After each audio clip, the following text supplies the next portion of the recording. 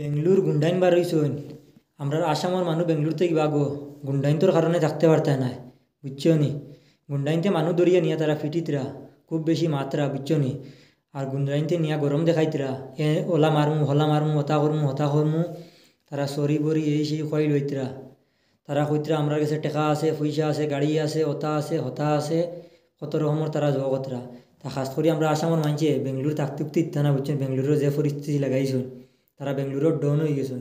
তারা বেঙ্গলোরের তারা বহুত বড় বড় মানুষ হয়ে গেছেন। কোনো মানুষ আইলে তারা দরিয়া নিয়া তারা মারা ধরা করবেন।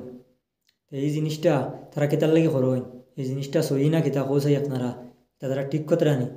কেউ কিচ্ছু করছে ঠিক আছে, কানুনি কারবাই করো, অনলাইনে সোশ্যাল মিডিয়া দিয়ে তারারে নিয়া অপমান করো, এই রকমের ভিডিও বানাও, ঠিক আছে। হে ভুল করছে তারে বুঝাও, হে একবার না একবার বুঝবো। তার এইরকম কিতার লাগে করো তুমি জান?